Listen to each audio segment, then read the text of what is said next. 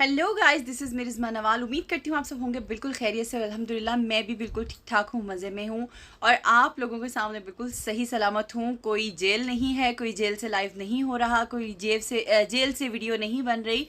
आप लोगों के सामने मैं ज़ुनैरा, हमारी फैमिली अल्हम्दुलिल्लाह बिल्कुल बाखैरियत और बिल्कुल ठीक ठाक हैं, कहीं किसी केस में नहीं फंसे। आप लोगों को अब तो यकीन हो जाना चाहिए, लेकिन कुछ लोग ऐसे हैं जो कहते हैं ना कि उनके आगे भैंस के आगे बीन बजाने वाला सीन होता है कि उनको जितना मर्जी समझाओ लेकिन वो समझने से बिल्कुल कासिर होते हैं। उनका कव्वा सफ़ेद होता है। कव्वा सफ़ेद वाली अगर आपने मिसाल नहीं सुनी तो आपको थोड़ी सी सुना देती हूँ कि दो आदमियों की शर्त लगी और उसमें से एक आदमी जो है वो 100% गलत था, लेकिन उसने शर्त लगा ली कि मैं ये बात साबित करूंगा। तो दूसरे आदमी ने उसे कहा कि यार वो बात तो है ही नहीं है जो तुम सोच रहे हो, वो बात ही गलत है, तो तुम इस मामले में शर्त क्यों लगा रहे हो? तो उसने कहा कि मैं तो तब गलत साबित हूँगा ना जब मैं वो बात को एक्सेप्ट करूँगा, मानूंगा। मैंने तो मानना ही नहीं है, मैंने तो यही कहना है कि कौवा सफ़ेद है, ठीक है, जबकि पता है दुनिया को कि कौवा जो है वो काला है, ठीक है। लेकिन उस बंदे ने कहा कि मैं ये मानूंगा ही नहीं कि कौवा काला है। जब मैं नहीं मानूंगा तो कोई मुझे कैसे मना सकता है? मेरा कौवा सफ़ेद ही है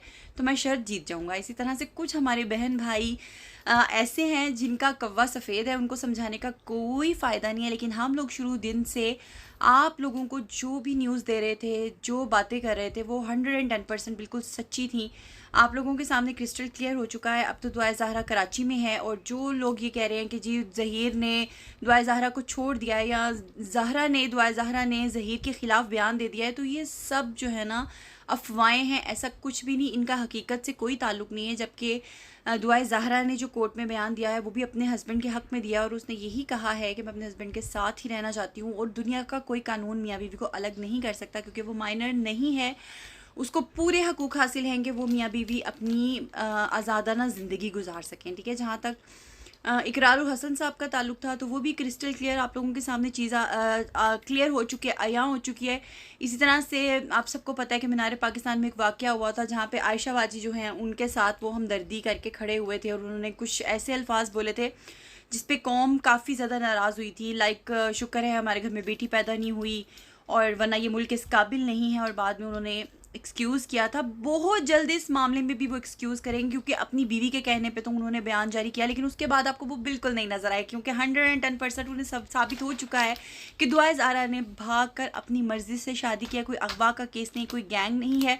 अच्छा, एक और सवाल जो आप लोग बहुत ज़्यादा पूछ रहे थे और वो ये थे कि ज़हीर की फैमिली सामने क्यों नहीं आती और अब क्यों आ रही है? तो उसका आपको बता दूं कि ज़हीर की जो फैमिली थी उनका लॉयर उनको इजाज़त नहीं दे रहा था पहले मीडिया पे आने की। अब उन्होंने उनको इजाज़त दी है जिसकी वजह से वो सामने आ रहे हैं।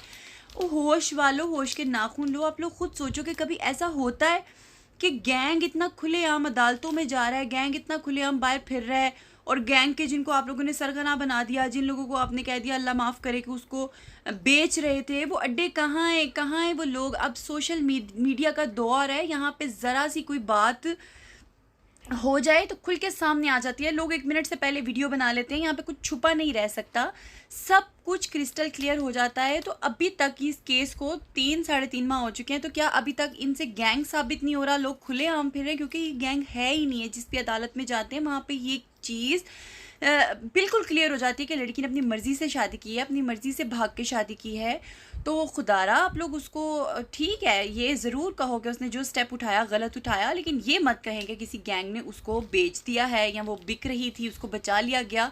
आवाम को बुद्धू नहीं बनाए। और वो लोग जिन्होंने फजूलियात बकी, जिन्होंने फजूल किस्म की बातें कहीं, उन लोगों को अगर अभी भी माफ़ी नहीं मांगनी तो मत मांगे, कुछ देर बाद वो खुद ही शर्मिंदा हो जाएंगे। क्योंकि यहाँ पे तो आप लोगों को वो बात सुनिए ना, हकूकुल्ला माफ़ है, हकूकुल इबाद नहीं माफ़। तो आपने जिसके बारे में जो कुछ बका, जिसके बारे में जो बकवास की, ज़ुनैरा के बारे में कितनी कितनी फजूलियात बकी, आप ये सोचे कि जब तक ज़ुनैरा रोज़े क़यामत आप लोगों को नहीं माफ़ करेगी, आप लोगों की बख्शिश नहीं है, क्योंकि आप लोगों ने उसके ऊपर बेबुनियाद इल्ज़ामात लगा दिया, आप लोगों ने पता नहीं क्या क्या बोल दिया।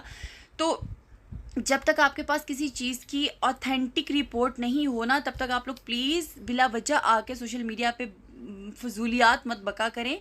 सोच समझ के बात क्या करें, ट्रक की बत्ती के पीछे लगना नहीं। अल्लाह ताला ने ये दिमाग जो है ना वो सबको दिया है। वो दिमाग सिर्फ इसलिए दिया है ताकि आप अपनी अक्ल समझ बूझ से बात को सुन सकें, बात को समझ सकें, बात के पहलुओं तक जाएं और उसके बाद फ़ैसला करें।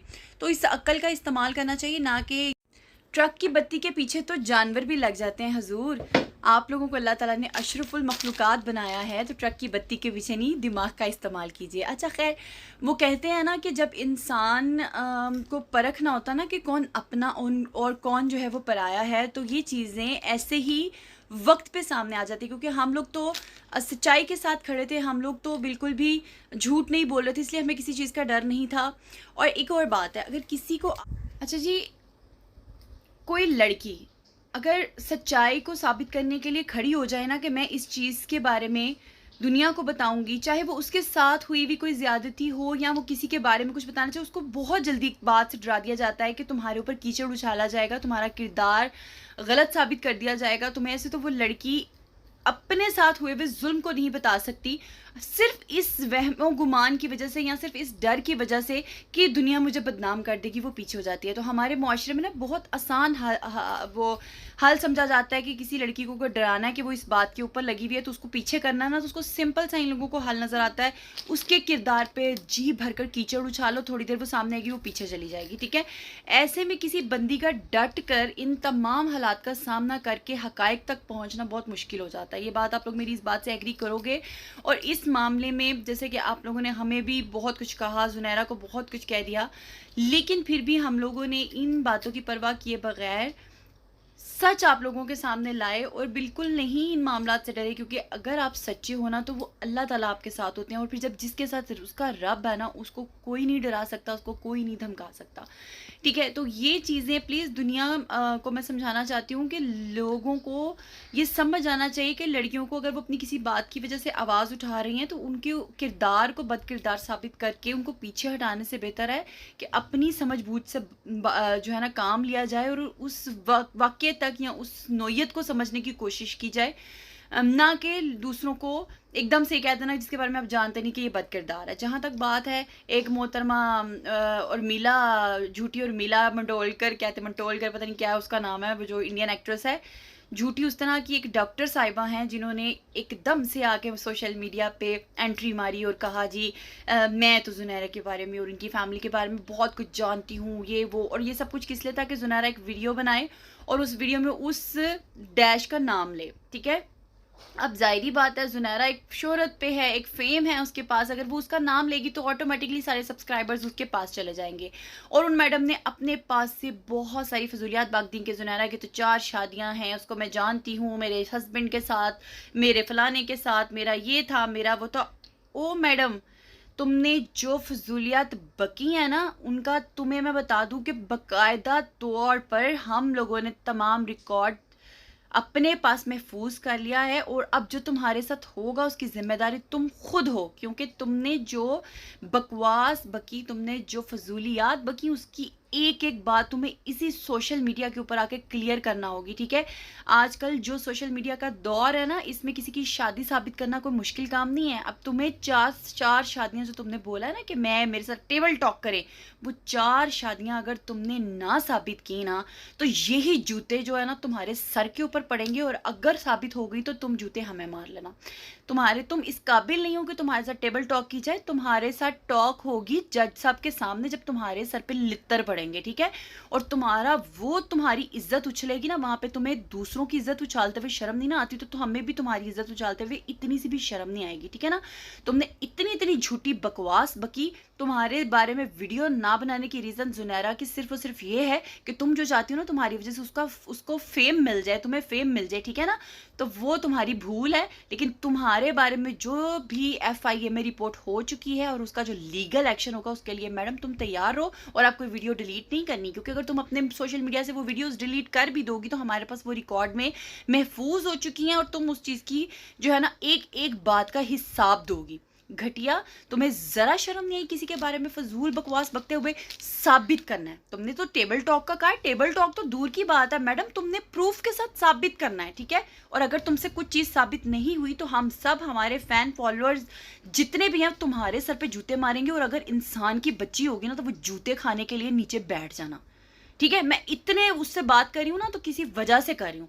अब अपनी खैर मनाओ और अपनी शक्ल पे जो पड़ी हुई है ना उसकी जो है ना वो करो तुम डेंटिंग पेंटिंग, ना कि इधर आके फजूलियात बको, घटिया औरत। बाकी जहाँ तक जितने भी फेक किस्म के यूट्यूबर्स थे, जितने लोगों ने जो बकवास बकी, ये केस कुछ दिनों का रह गया है, आप लोगों के सामने क्रिस्टल क्लियर होके आ जाए। क्योंकि पहले आप लोगों का मुद्दा था जी जुनैरा को इंटरव्यू क्यों दिया, वो चीज़ क्लियर होगी। जी ज़हीर गैंग है, वो चीज़ क्लियर हो गई। अदालत में जाएगी, कराची में जाएगी तो बयान ठीक होगा, पंजाब में बयान ठीक नहीं, कराची में जाके सेम बयान हो गया। कितनी अदालतों में गई, सब जगह पे उसके ज़हीर के हक में बयान आते। अफवाहें छोड़ना बंद कर दो, ट्रक की बत्ती के पीछे लगना बंद कर दो। कुछ दिन तक आप लोग, बाकी कुछ लोग ऐसे हैं ना कि जो जिनका कव्वा सफ़ेद है, तो उनको हम जितने मर्ज़ी हकायक या जितने मर्ज़ी दलाइल दे दें, उन्होंने ट्रक की बत्ती के पीछे ही लगना है, उन्होंने तो कुछ मानना नहीं। तो उनकी सोच, उनकी समझ बूझ उनके साथ, जो लोग समझदार हैं, अक्ल समझ रखते हैं, वो बिल्कुल समझ चुके हैं कि ये केस क्या है और इसमें हमारा क्या किरदार था या हमारा इसमें क्या मुफाद था।